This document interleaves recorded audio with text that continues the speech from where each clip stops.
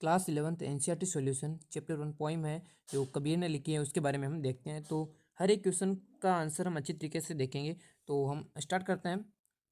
पहला क्वेश्चन देखते हैं, कबीर की दृष्टि में ईश्वर एक है, उसके समर्थन में उन्होंने क्या तर्क दिए हैं। यहाँ से क्वेश्चन बन सकता है, कबीर की दृष्टि में ईश्वर कितने हैं, तो ईश्वर एक है। उत्तर देखते हैं इसका हम। कबीर की दृष्टि में ईश्वर एक है, इसके समर्थन में उन्होंने निम्नलिखित तर्क दिए हैं। देखते हैं क्या क्या तर्क दिए हैं। कबीर के अनुसार जिस प्रकार विश्व में एक ही वायु और जल है, उसी प्रकार संपूर्ण संसार में एक ही परम ज्योति व्याप्त है। सभी मानव एक ही मिट्टी से अर्थात ब्रह्मा द्वारा निर्मित है। परमात्मा लकड़ी में अग्नि की तरह व्याप्त रहता है। एक ही मिट्टी से सब बर्तन अर्थात सभी जीवों का निर्माण हुआ है। हम दूसरा क्वेश्चन देखते हैं, मानव शरीर का निर्माण किन पंच तत्वों से हुआ। मानव शरीर का जो निर्माण है वो किन पंच तत्वों से हुआ, तो इसका उत्तर देखते हैं। मानव शरीर का निर्माण अग्नि, वायु, जल, भू यानी पृथ्वी और आकाश, इन पांचों तत्वों से बनकर हुआ है ना। नेक्स्ट क्वेश्चन देखते हैं हम, तीसरा क्वेश्चन,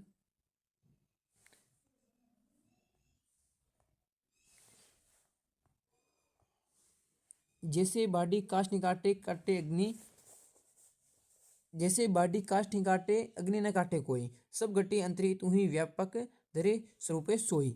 इसके आधार पर बताइए कि कबीर की दृष्टि में ईश्वर का क्या स्वरूप है। तो देखते हैं उत्तर इसका।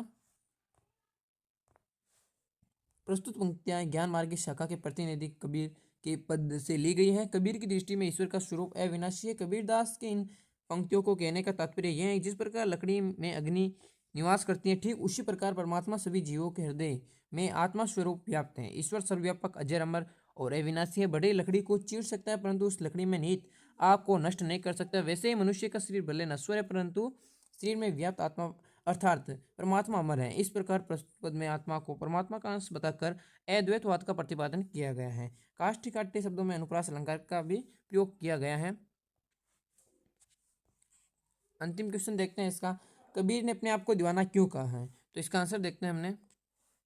कबीर अपने आप को दीवाना कहता है क्योंकि उसके अनुसार ईश्वर निर्गुण, निराकार, अजर, अमर और अविनाशी, और उन्होंने इस परमात्मा का आत्म साक्षात्कार कर लिया है। अब वे राग, द्वेष, अहंकार और मोह माया से दूर होकर निर्भय हो चुके हैं। ईश्वर के सच्चे भक्त होने के कारण वे दीवाने हो गए, है ना। ईश्वर के क्या हो गए, वो सच्चे भक्त हो गए, इसलिए वो अपने आप को क्या कहने लगे, दीवाने कहने लगे। तो ये चारों क्वेश्चन हो गए। आशा करता हूँ ये वीडियो अच्छी लगी तो चैनल को सब्सक्राइब कर देना, बेल आइकन बटन को प्रेस जरूर कर देना। जय हिंद, जय भारत।